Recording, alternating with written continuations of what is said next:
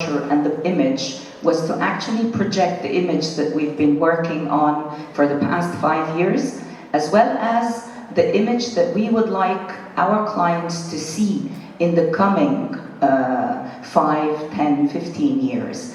And the reason why we chose E-Bank, E stands for Egyptian, so we are not losing our national identity. E stands for export, and E stands for experts. Over and above, E stands for a lot of other things like excellence, which we want to provide to our clients. It stands for electronic because we're launching a new internet banking. We had an old version and we launched a totally new, whether for corporates or for individuals. And we are keen to launch so many new products and services, one of which we're hoping in the next couple of weeks will be the first to be launched in Egypt, is being able to access, instead of having like an audio call center, we have a virtual call center whereby when you go onto our website, click on a button, you'll be able to actually, like a game, navigate through a 3D branch experience and talk to a customer service officer. So we're in the stage of the final approvals to launch that, because as you know, any service has to be approved by the central bank. And this is what we want to deliver to our clients. Our new strategy, if you allow me to also, because it's very important for our partners to understand what we're doing. So it is client and export client-centric approach. We continue with the majority of the pillars, but we've introduced 2 new pillars. One new pillar is the fact that we focus a lot more on the governance, risk and control, and another pillar, which is the corporate social responsibility, has been expanded more into the community. The community being the fact that as we understand, as we know, and as we face the challenges of the climate change, we will be looking at the climate, we will be looking at the green finance. So it's not just the corporate social responsibility part, it's going to be a wider community approach whereby we focus along with the international arena on that area, as well as the domestic. So in Egypt, you know that COP27 will be hosted in Sharm el-Sheikh this coming November. So we're working very closely to make sure that we educate our clients, we raise the awareness, same as, of course, we would like to do with our partners, the Businesswomen Association, is that we want everybody to be aware of everything new that is taking place in this market. So this is collectively the story behind this brand, and believe me, there has been a lot of work underneath that. So it's not just a name, it's not just change of colors to show trust and being bold and wanting to reflect a younger, more modern, dynamic, energetic institution. But behind it is also an organization of heritage. So having gone to Expo 2020 and going into the Egyptian space there, the Egyptian wing, thank you, and I actually encourage those who haven't been to actually go. It says, legacy empowering the future. And I love the slogan because it truly stands for Egypt. And we believe that we as a bank also stand for Egypt. So we're trying that our heritage and legacy to empower for the future. And of course, women are an extremely important part of that, as has been said in the first session. So I don't want to just repeat things, but we work along those lines. I think, as Her Excellency mentioned, there is no better proof of that than her being on top of the Ministry of Trade and Industry, and myself as a woman being on top of the organization as the executive chairman of that bank. Thank you.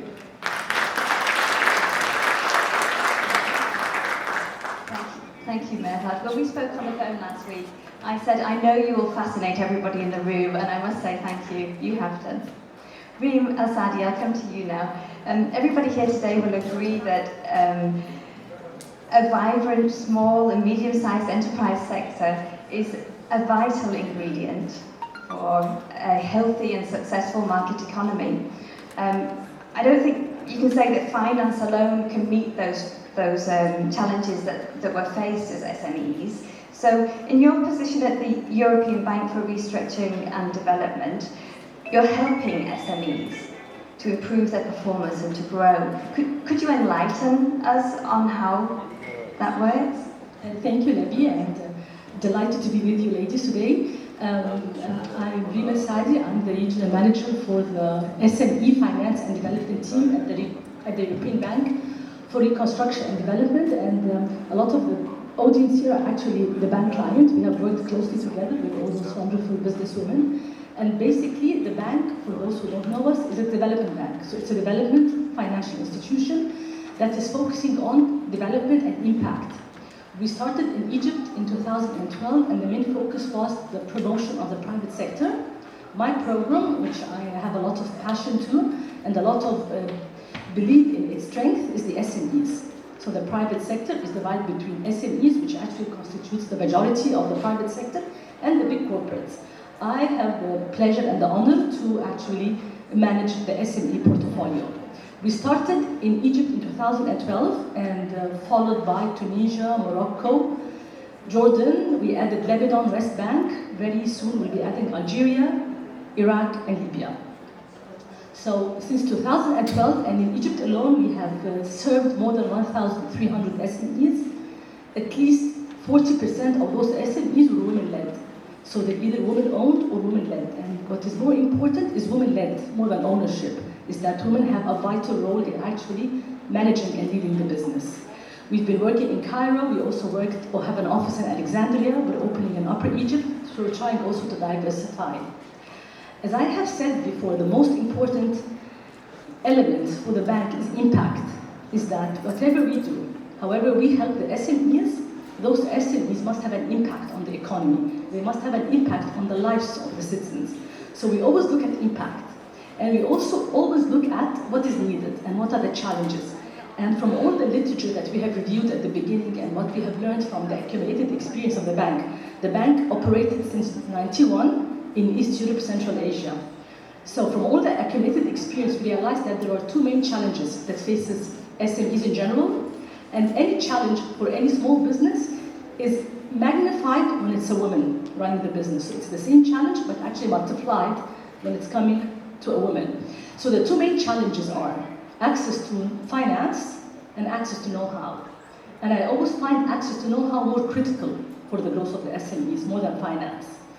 So the solutions that we have reached to be able to support the sector is actually to allow more cash in the economy through extending credit lines that are tailored and designed for women to our local partner banks. Banks like the Export Bank and then the National Bank of Egypt, all the banks that you can name. We have more than 13 partner banks that have EBRD dedicated credit lines for women in business with what we hope to see as special products for women, financial products and loans that actually address specific needs for women in business.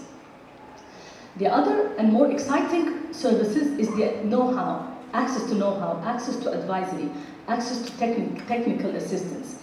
And what we try to do is not only provide the know-how that is requested by the SME, which is usually marketing, business plans, but we also try to find what is new in the market, what are the trends, what is actually pulling the demand and the supply in international markets, and we try to bring it to our local SMEs.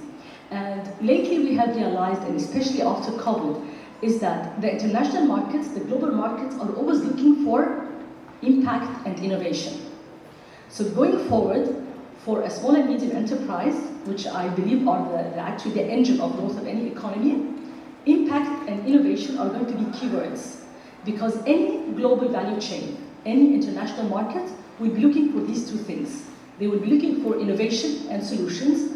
So the conventional type of business might not have a big space in the growing markets.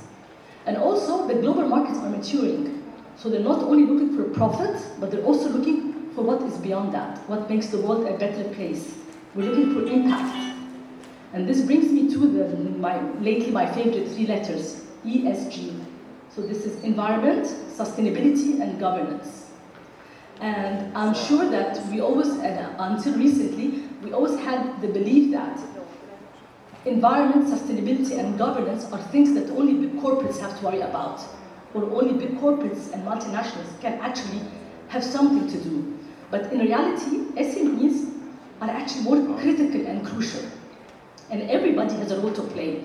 And everyone and each business can actually contribute and prove that they have a role, and this will be the way to penetrate markets. There will come a time when we will not be able to export unless we have a sustainability report, which is something that we might think is a little bit sophisticated, but it is coming, unless we can prove with measured indicators that we have an impact, a positive impact on the environment, that we don't have a lot of waste, that we're recycling, that we're actually following what we call the circular economy.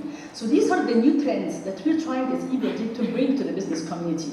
Not only to make the business community understand that this is the entry point to the international market, but also to monetize it, in the sense as working on your waste, reducing your waste, improving your use of resources. These are the things that actually reduces your costs and have a positive impact on your bottom line. So this is more money, this is more profit, and new markets, and extension into areas. I always like to look at the competition as coming from all over the world lately. So now we're not only competing with the Egyptian market peers, we're not competing with the region, we're competing with the world. We're competing with right now with Taiwan, with South Africa. So the competition is very fierce. Unless we can carve a space for our business, unless we can prove that we are ahead of the curve, that we're moving faster, that we can actually prove that we are there, we understand what's happening, we're actually taking steps that can be measured and proven, we will not be able to take the space that we think our businesses can take. I can talk later if you give me space of how we can help with that. So, thank you very much, Reem. I think on behalf of all the SMEs here in the room today, thank you, because you're driving our cause. Thank you very much. Kati, Suomin, and if I come to you now, if we broaden our perspective now, and we ask you as the Senior E-Commerce Advisor of USAID Trade, in your opinion, what priorities do you think that need to be set by policymakers in the MENA region to help SMEs to excel? It's a great question.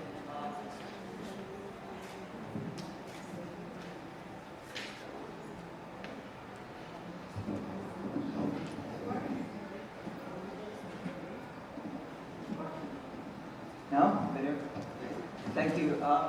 Well, I think the prior speakers have already spoken volumes about the opportunities and challenges that SMEs face in the region. I'm absolutely 100% in agreement with the access to finance piece, particularly challenging for women-led firms. And I'm really delighted that we have such women leaders here solving for exactly that challenge that has impeded companies from exporting for so many years, and now is being resolved. Other challenges, of course, revolve around trade compliance, how companies, particularly small firms, can deal with the market access regulations in foreign markets. But I think, what I would like to highlight is, as the prior speakers have also alluded to, is the historic opportunity opened by e-commerce and digitization, something that we're working very much on in the USAID Trade Project here in Egypt, to enable firms to compete in international markets using e-commerce. And some recent research that we did in the MENA region actually suggests that companies from across the region are adopting e-commerce as the next way of growing and exporting, diversifying their markets and customers. So we found in this research just at the end of last year that 90% of firms, small businesses in the region, already are using social media, are using some form of digital payments. 50% are starting to use their own online stores, maybe a website or store. 30% are using some form of a marketplace, a local regional marketplace, and 20% are using global marketplaces, the big players that enable them to then link to international buyers, hundreds of millions of buyers around the world. And we have found that in this work that across markets, not only in the MENA region, but beyond, that companies that are using marketplaces and that are using e-commerce intensively are also trading across borders. So stunning numbers and differences between the offline sellers, of which maybe 10% export, to the online sellers that maybe half of them export. Those that are selling marketplaces tend to export universally. Over 90% of them are in one way or the other trading across borders and are also diversified across different markets, oftentimes selling to 5, 6, 7 different markets, if not more. And it's absolutely an astounding trend for somebody who is a trade economist and has looked at the challenges that SMEs face in trade for a long time. I feel like e-commerce is turning many of the numbers on their head that we have seen on SMEs and their challenges in trade, truly enabling companies for the first time in centuries to connect with international buyers much more easily than has ever been the case. But at the same time, why work on this? Since companies are already adopting e-commerce, what's there to solve for? And I think, Elizabeth, to your point on the challenges, we're seeing the similar challenges that we've seen over the years for companies to participate in trade, perhaps in somewhat of a new twist. When we ask companies, what do you need to engage in e-commerce and export, they say, I need more knowledge, precisely to the point of prior speakers. Need more knowledge about e-commerce, need capacity to get on online marketplaces, and need also support on digital marketing, precisely because it's such a fierce competitive space to compete in as companies around the world are now migrating online. Companies also say that they need access to working capital to quickly fulfill orders that are coming online. Impatient customers want orders fulfilled. Companies need to keep cash flow going, and they seem to be needing support on the working capital front. There are also new challenges on trade facilitation, trade compliance, when companies are sending single units, no longer necessarily full container loads, but single units and shipping across borders. And there is an extra challenge of paying for the unit cost, if you want, of exporting just one single item. And then, of course, there are the challenges of digital regulations that we see increasingly companies facing when countries are enacting laws like data privacy, data transfer rules, consumer protection rules for online commerce, online tax rules as well. Companies struggle to navigate this not only in their own market, but certainly in international markets as well.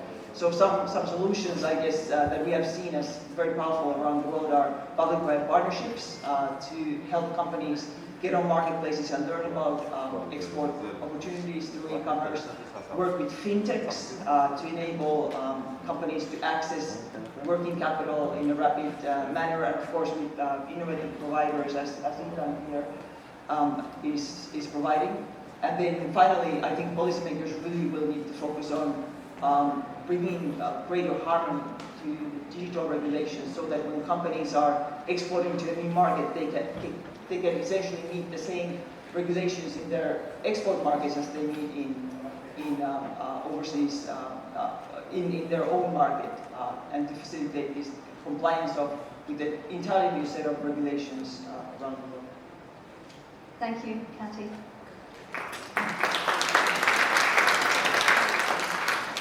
So picking up on the topic of import-export again, Mervat, could I ask you, what are the latest developments in the market in terms of importing, and what kind of impact do they have on exporting?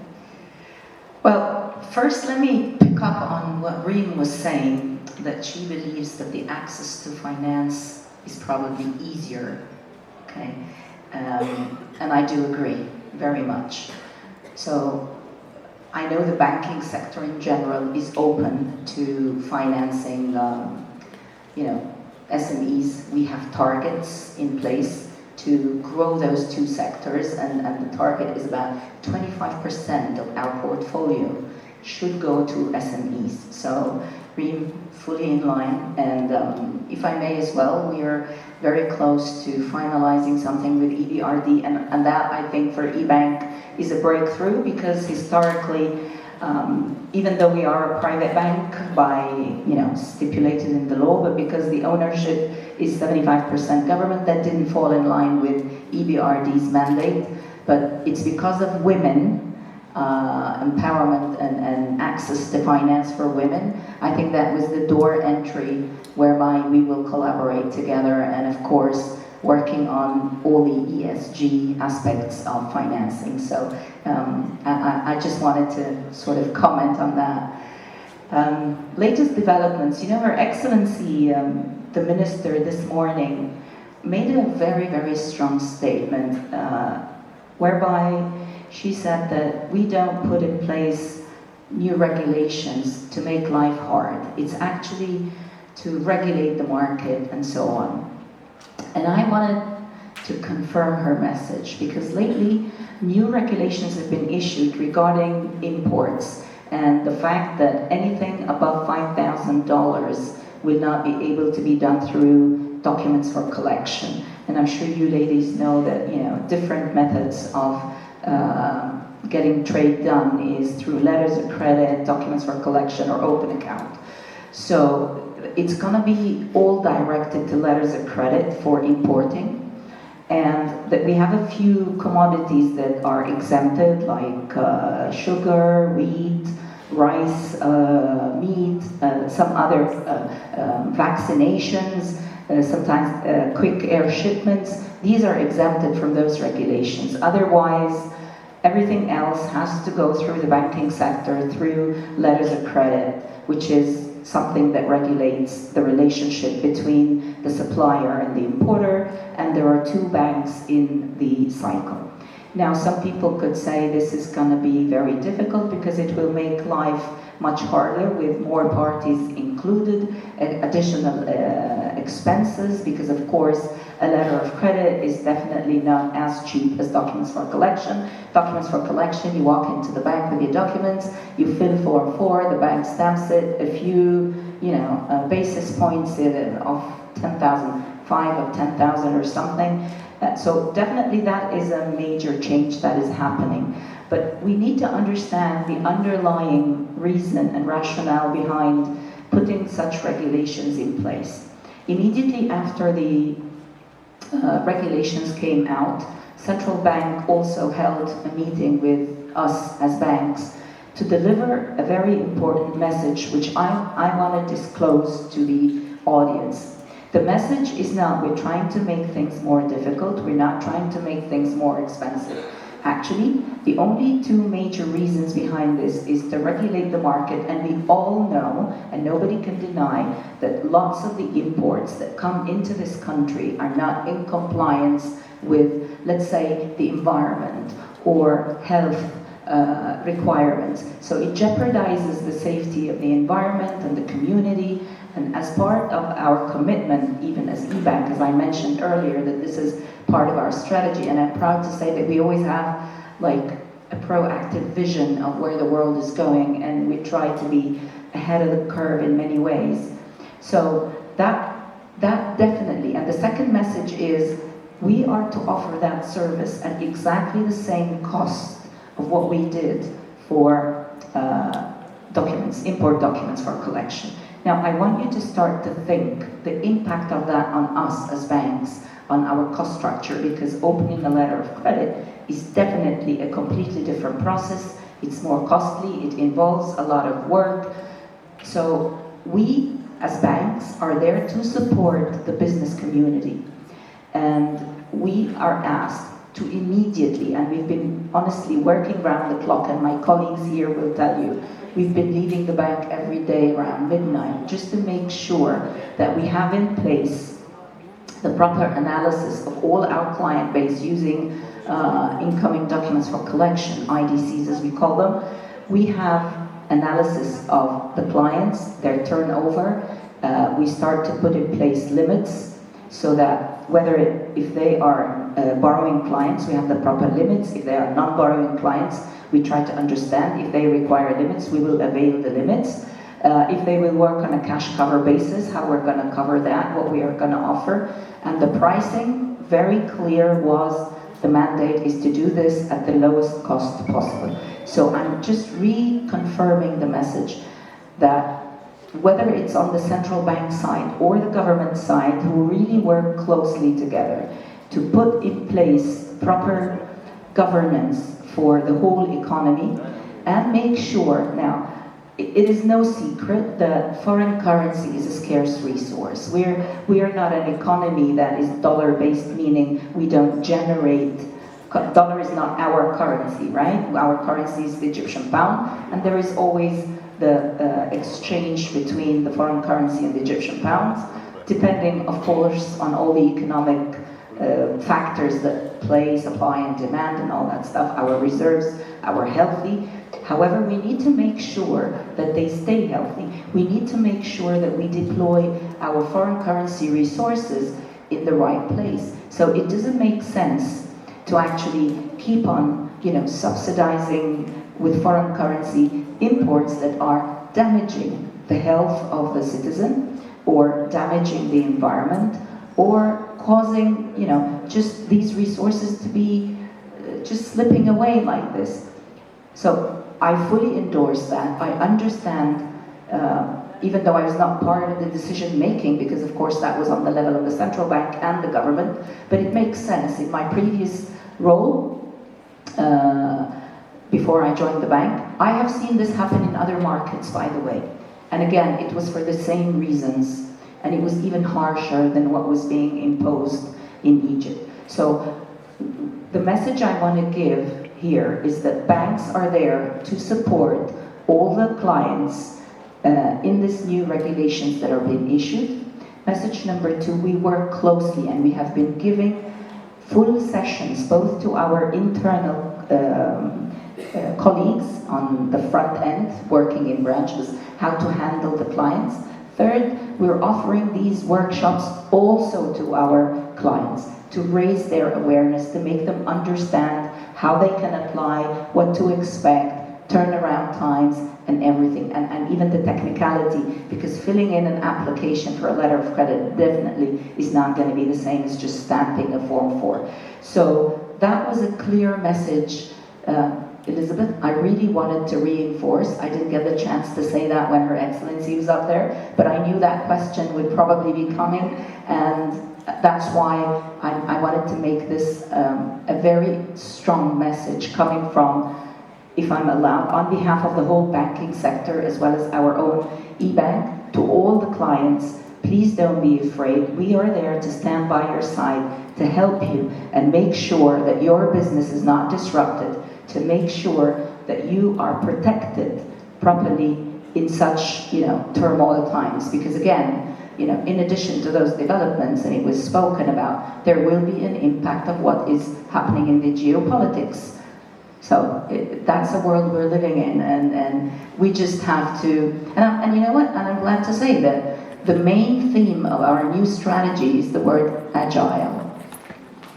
So again, we face new regulations, we're trying to be agile and accommodating that as smoothly as we can. We're going to face, international political situations that will have an impact on our business directly. When sanctions are being imposed, that will entail that we have to respond to that. So again, we are living in a world of the uncertain and the unexpected. So agility is a key word here. Thank you, Mehmet. Do you know, I think we might just clone you and take you to Germany, because German banks don't actually give us as women-owned businesses the impression that it's easy to access finance. So I think we'll take you with you, we'll take Reem too. So sorry Egypt, we're stealing your...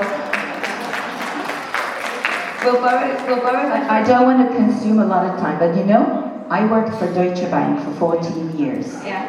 And I always told them, we have more women of power in our banking sector than you do in Germany. And I'm sorry, I didn't want to say that, but having said that, It's true. It's true. We can definitely be self-critical. Jasna Stojmirowska-Velichov. Thank you. You studied in Oxford, and your career in neuromarketing began a decade ago. And today you help companies to improve their communication with their customers by using psychology, neuroscience, and marketing. Neuroscience, neuromarketing, they sound like really big words. Can you tell us what's behind the terms? Thank you for the introduction. It's an honor to be here today, so thank you very much for having me. Neuroscience is the scientific study of the brain and the whole nervous system, while marketing is the process of creating value for the customer through researching, promoting, and creating better products and services, which means the consumer behavior is a central aspect in marketing. So if we merge both, we get consumer neuroscience, and this is where neuromarketing comes in. Consumer neuroscience studies consumer behavior with the help of medical and biometrical technology in order to measure the activity in the brain and the body. For example, we would use EEG, electroencephalography, non-invasive technique, which requires placing scalps on the brain to check activities in different regions of the brain.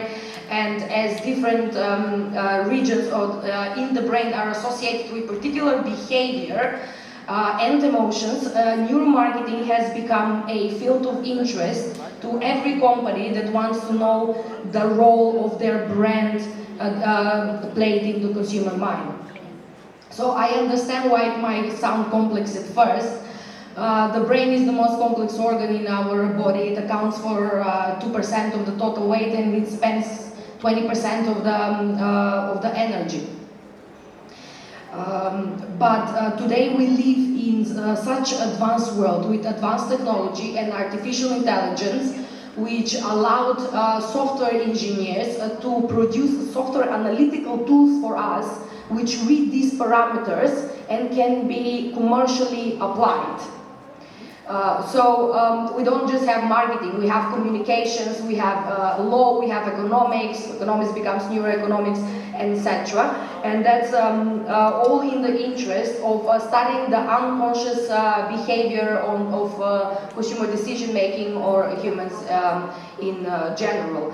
And for neuromarketing, it means studying this unconscious reaction on a particular marketing stimuli, such as the brand, the advert, it can be a video, a website, etc.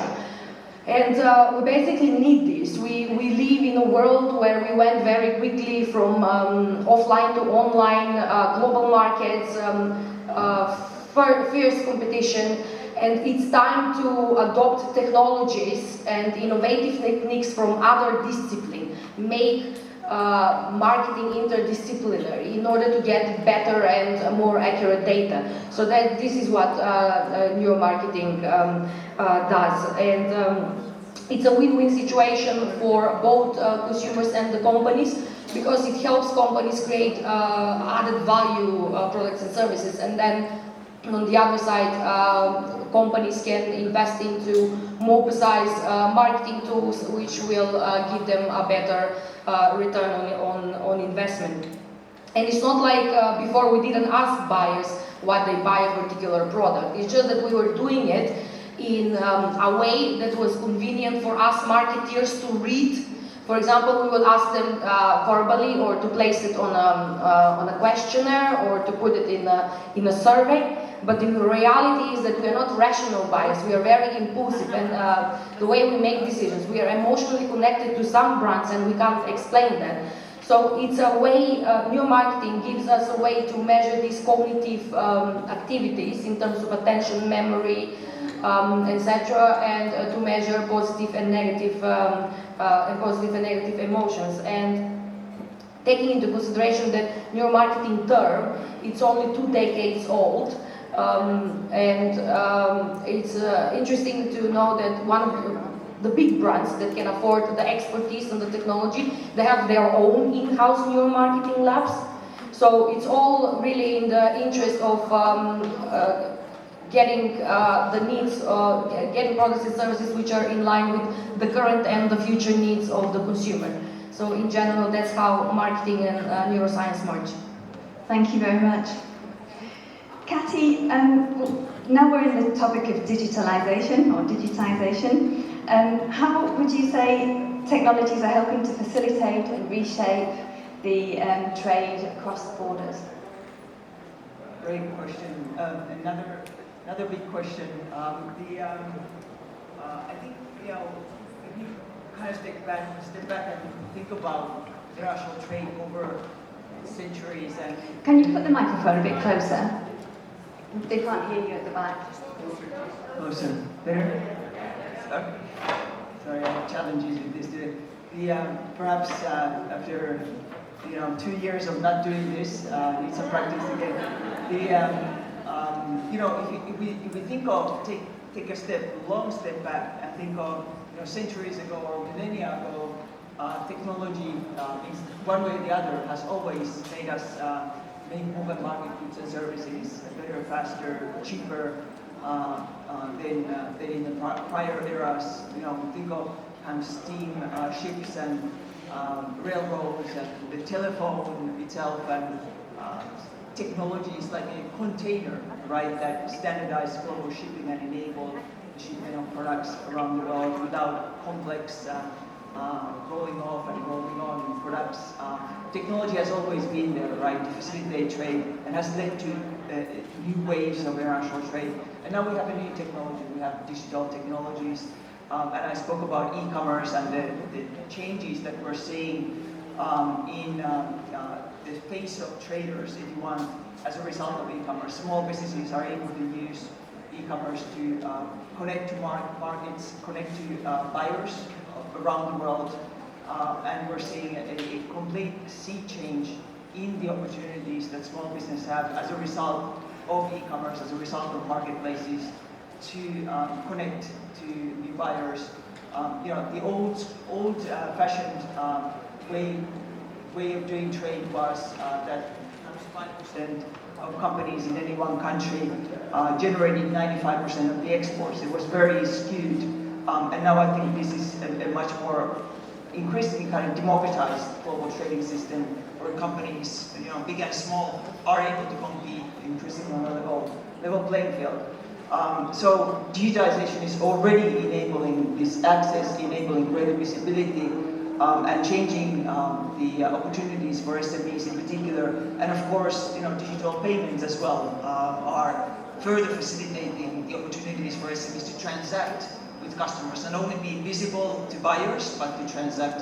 And that space is ripe with innovation around the world, and of course enabling more and more interoperability with buyers across markets. I think where we're going in the next, say, 5 years, which will be a big leap, yet another leap in international trade, and how technology is facilitated, is kind of interoperability. Right now, we're seeing a huge amount of digitization of banks, of logistics companies, of marketplaces, of different players in the e-commerce and trade ecosystem are digitizing, right? But the challenge is to make them interoperate so that SMEs can, for instance, easily access, ideally with one click, right? Would access the marketplace, would access a bank, would access logistics providers, instead of having to deal with each provider one by one and replicate authentication, verification procedures every time. And it's, ideally go in a marketplace, get a sale, and access financing directly through the marketplace. Have these kind of interoperability through technology, I think will have to be the next way for us to truly empower SMEs and lower the cost of and the hassle factors that go into dealing with so many different actors in the trade ecosystem. Very similar setting for interoperability in the traditional trade. If we think of when a container has to go through, let's imagine you're an exporter here in Egypt and you're seeking to trade and send a container load of products, say, to the west coast of the United States, where I'm based, you will have to deal with many different players, with freight forwarder, shipping line, the terminal operators, ports, customs, the importer side, trucker, what have you. There's a number of players in the value chain, and typically that value chain takes about 200 different interactions and transactions. Very challenging for a small business to manage, to get a container to another part of the world. And now I think there's an opportunity to make this system also much more interoperable through technologies like blockchain. That then, once we have traceability of products, we're much better positioned to digitize trade finance, for instance, for SMEs. So I think there's a huge opportunity in technologies like blockchain, like artificial intelligence in a somewhat different way than you're speaking about, to enable the next wave of trade and truly facilitate trade for small businesses that are then able to use marketplaces, but also kind of at a one-click access all these different services and ship their products, ship services to another part of the world, and for the buyers as well to have much more convenience, and for both parties as a result of the greater visibility, the greater interoperability to access financing for their operations. So I hope this is the future we're going to in 2025. I hope as soon as that, 2030, latest absolutely has to be in place. And great opportunities, I think, ahead with digitization of trade. This is just the 1.0 version of it. I think we're... Yeah, that's great, thank you. Because one example of digitization that we, the VDU and GPP, have helped to put in place is the Women in Business-MENA.com platform, which is our platform which helps the all the networking amongst our 2,000 members we have at the moment. 2,000 profiles of women in business in the MENA region are on our portal, and we use this platform to link our members with their profiles. We use it to host B2B events, and we had an online conference on it last year. So we're definitely moving in the right direction towards digitization, and it's making the borders smaller. It's making the distance between us smaller, because it's bringing us all together and helping us to move forward with one topic that's in all of our heads, and that's women in business. So we're also looking to add African countries to it in the future, so we're very proud about that fact. And the EBRD has played a huge role in setting up this platform, and I'd like to ask you, Reem, to add your involvement to that. Thank you. So, in talking about digital and digital transformation, and the platform is one of our pillars in the digital transformation. So again, to talk about how EBRD can help in what we've talked about today, all those interesting things. So we're trying to be innovative. We ask the clients to be innovative in whatever they produce. We also try to walk the talk, and we're trying to be innovative. So this year we're launching two main initiatives. The first initiative is digital transformation. And actually under the digital transformation is actually transforming networking into the digital world. So usually we are used to doing networking, creating business deals in conferences, in cafes, on golf courses, etc. Now comes the era of digital. So now business opportunities, networking is going to be done digitally. And we do have, and we're very happy and proud to be partners in the digital platform for women. And I think we are on board with more than 30, I don't know how many women do we have? 2,000 women. A lot of them are mostly from the region. So it's very interesting that we have women talking, discussing, meeting virtually online, which also has proven essential after COVID. So this started before, pre-COVID, but have proven that we are in the right direction. Also with digital transformation, how this can impact the business and impact trade, we're looking into doing a model. I need to emphasize the fact that EBRD, no matter how much money we have or how much human resources we have, we can only do models that can be replicated, because in a country like Egypt, where we have more than 2.5 million SMEs, nobody can claim to serve the whole sector. What we can proudly say is that we try to do innovative models that are successful and can be replicated. So in digital transformation, what we're trying to do is to create a tool to measure what we want to call the digital readiness of the SME. It's like a barometer. It's a tool or a consultant would run, and then we come up with a measurement. Where are you on the digital transformation spectrum? You can be at the very beginning, or you can be in the middle, or maybe you're totally transformed. And then we have a roadmap. So after we do the measurement, we have a roadmap that is designed specifically for each and every one of the businesses to actually start the digital transformation journey. And this includes not only, of course, being part of the network, but also it includes ERP systems, enterprise resource planning systems that actually links your inventory with your marketing, with your HR. It's a number of modules that you can pick and choose from depending on the size of the business. So you can take 12 modules, you can take 2 modules as a starting point. We also try to go further towards a paperless business. So a business that everything is done electronically and there are no papers being exchanged. And a very important module in digital is the financial module. Because as you all know, we're moving very soon towards electronic billing with the taxes, with the tax authorities. So sooner rather than later, you will be submitting all your tax documents electronically, and I assume the paper documents will not be accepted. This means that we have to be ready a little bit ahead of what's happening.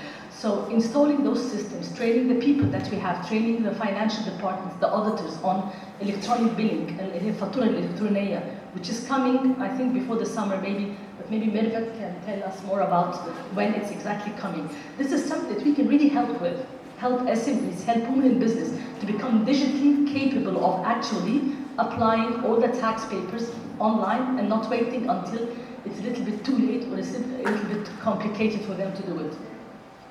So this is the roadmap for digital transformation: networking, creating ERP systems, e-commerce, websites, payment online, creating payment gateways. So cashless economy. We're trying to move and we're trying to pull the SME sector and take it a step by step on the digital transformation roadmap. Looking forward to all of you engaging. I'll be probably launching and announcing it on our website and our social media very soon, the barometer, the measurement tool, and the roadmaps. Another initiative that we're also doing, and it touches very much on the business, is the green transformation. So as I said previously, it is very important that SMEs are capable of creating their own sustainability reports. It will be asked by international suppliers, and to be able to actually measure the impact they have on the economy, on the environment. And we are creating a tool of carbon footprint calculation. Even though the world might seem a bit sophisticated for an SME, but again, these are emissions coming from any activity that you're doing, even if it's a service, even if it's a car moving back and forth, if it's warehousing, if it's production, if it's agriculture. Any activity emits gases and emits carbon, and we must find a way to easily measure, have a figure that we work towards reducing, and reducing it through having an action plan that is simple but doable on a certain period of time. And we stand ready to help financing those initiatives through our green lines. As we have credit lines available with the banks to finance women, we also have green lines with very preferential pricing to help SMEs transform to green, to help SMEs report on what they're doing in green. So maybe part of the transformation is moving to renewable energy, to solar energy, at the top of the factory, at the top of the storehouse, at the top of the workshop. Very simple investment, but we do have finance that is available and priced in a very competitive way to help SMEs actually transform to green. And we do have a lot of consultants that can work with you. We heavily subsidize the cost of the consultant. We don't do it 100% for free. We believe in commitment through actually paying. So we ask you to share with us, but we pay the majority of the cost of the consultant to make sure that all our clients, all our SMEs are actually moving on the right direction and onboarding new innovative techniques to their business. Thank you, and I'm here for any questions. Thank you, Reem. Yasna, how can neuromarketing help women-owned businesses to grow their cross-border e-commerce? There are few opportunities and challenges when it comes to the digital e-commerce. Let's start with the opportunity. according to, there is a big potential there. According to Statista, the retail e-commerce market 2021 was around $5 trillion US, and this sum is expected to grow by 50% in the next 4 years, which is very realistic, taking into consideration that it grew by 45% since the pandemic. And this makes us feel good, especially if we're present on the digital building, platforms and investing our marketing budget there. But the challenge begins when we see another stats from Chartbit that says that over 50% of visitors that are going to land on your e-commerce page won't stay there longer than 15 seconds, which means our attention span is very, very short. We want information fast. We got used to that. We want in few seconds to go on the digital platform, find the information, and then move on. So still there is a way to get a bit more competitive on the digital space, and this is where neuromarketing comes in. We can improve the quality of the user and the online buyer, and this is important for us. Because the way we interact with the digital content, if you think about it, it's very similar how we interact with in life in general and with each other. We get frustrated, we search for stuff, we get surprised, and so on. So imagine you have an e-commerce page and you want the user to take any action, like book an appointment, buy something from you, or get in touch. So it's important to measure these emotional and cognitive processes, and in order to make the experience of the digital user more effective. And the way neuromarketing measures this is the navigation of the clicks, the eye gaze where the look is, if you are seeing any key messages on the web, if you're seeing any adverts, for example, you might be investing in some adverts on the digital space. So is anyone seeing them? Are people getting frustrated while they're looking for information? So that's very important. And as a result, after analyzing all this information from the biosensors, we would suggest, okay, remove because this part makes it frustrating. Your key message cannot be seen better.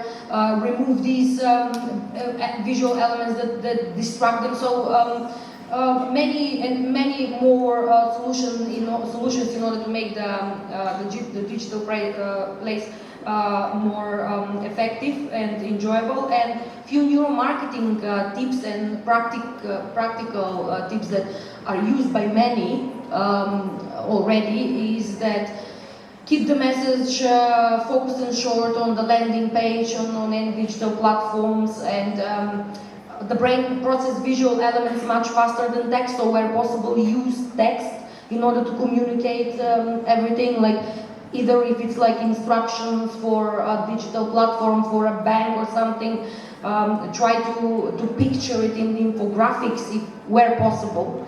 And where not possible, then put the key message at the beginning or the end, because the brain doesn't remember the middle very well. That goes for pretty much everything in either adverts or when we are reading something. And the other third strategy used, I've seen mostly, is the social proof. That's when we are influenced by other people. I'm sure you've all noticed on all these e-commerce pages, when you have a selection, you will see underneath, oh, other people that bought this also bought this, or they're seeing this. So it's kind of easier to navigate the online user. And if they bought something and you think that they might be interested in buying something else, instead of them migrating to another digital content, help them in those like 10 seconds, help them find with this other stuff. So these are like a few tips in order how to make digital transformation and the e-commerce more enjoyable and effective for the consumer. Thank you very much for those practical tips. I'm here for any question. Thank you. Expo Lady. Expo Lady is an important facility for entrepreneurs who trade internationally and nationally inside of Egypt. Mehmet, could you tell us briefly about the program and how you determine the needs of the female entrepreneurs? Expo Lady is a product that we offer for lady exporters or lady business women. It's funny enough, it was born. It was born when both myself and my colleague, who's just sitting right there at the back, head of Treasury, we were traveling on a women mentorship program in the United States, and we were supposed to think of a strategic business initiative that we can work on. And we thought, you know, what best can we think of as two ladies about something to offer for women?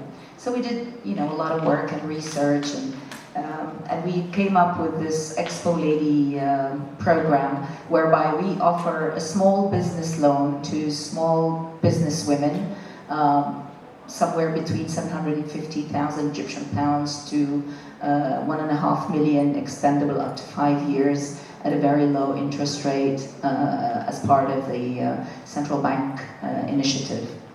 Now, I have to say that, you know, women in general are quite shy to walk into banks and, you know, negotiate a deal and get finance, and they kind of fear the commitment of having to pay the installments, even though, you know, when we look at our portfolio and the wider portfolio of the banking sector, I can assure you that the, you know, delinquency of women is far, far less than those of men. So this program, I don't want to say unfortunately, but the fact is it was really launched and promoted for right before the COVID crisis. So we haven't really seen that, you know, appetite from the lady business women. However, we do have a number of them, and an amount, a few million, I guess a little bit over 100 or something. And we have some success stories. So specifically with the Businesswomen Association, I think we've done a lot of work, as I mentioned earlier. We trained a lot of the ladies across 1 month on a lot of, you know, how